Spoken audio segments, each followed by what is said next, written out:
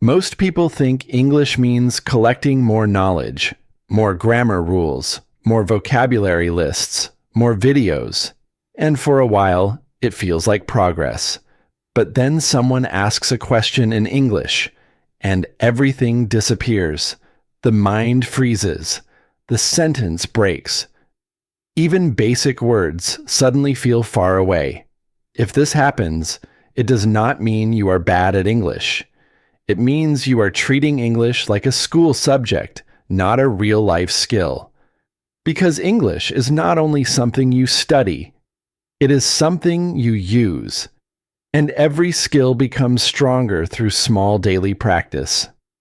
The first habit is to stop translating in your head. Most learners hear English, translate it, think of an answer, then translate that answer back. That process is slow. It creates stress. Speaking starts feeling like a test. Fluent speakers do not do this. They connect English directly to meaning. When they hear water, they imagine water. When they hear tired, they feel the end of a long day. When they hear hungry, they picture food. So train your brain the same way. Do not translate the word rain. Imagine rain on the road. Do not translate cold.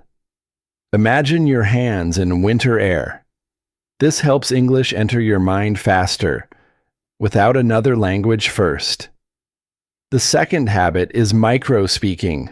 Most learners wait for conversations. They think practice means talking for 10 minutes with another person, but you can start smaller. When you wake up, say, "I need more sleep." When you drink water, say, "I was really thirsty." When you check your phone, say, "I should reply later." These sentences may look too easy, but they are powerful because they connect English to your day. You are not memorizing random lines. You are describing real life. The more you do this, the more natural English starts to feel.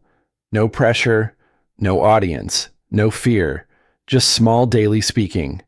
The third habit is mastering simple words deeply. Many learners chase difficult vocabulary because they think hard words sound better. But daily English is built with simple words. Go, take, make, feel, want, need. Look at the word take. Take a break. Take your time. Take a photo. Take responsibility. One small word can create many useful sentences. That is real fluency. Not knowing difficult words, but using common words quickly and naturally. The fourth habit is copying real speakers. This is one fast way to fix pronunciation. Choose a short sentence from a video or podcast. Listen carefully. Pause. Then repeat it exactly like the speaker. Copy the sound, copy the rhythm, copy the feeling. For example, listen to, "I don't really know what happened." Then say it again in the same natural flow. At first, your mouth may feel slow. That is normal. Your muscles are learning a new pattern. With repetition, pronunciation becomes clearer, and speaking starts sounding smoother. The final habit is to stop waiting to feel ready. Many learners say, "I will speak when my grammar is better." But confidence does not come before speaking.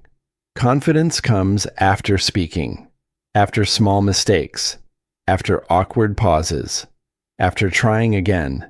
Even broken English helps because every sentence teaches your brain how to move. You do not become fluent by silence. You become fluent by using English before it feels perfect. So starting today, stop treating English like something far away. Use it in your room. Use it while walking. Use it while thinking. Use simple words. Say small sentences. Copy real speakers. Allow mistakes to be part of the process. One day, someone will ask you a question in English, and this time, your mind will not freeze. You will answer naturally, not perfectly, but freely. And that is where real fluency begins.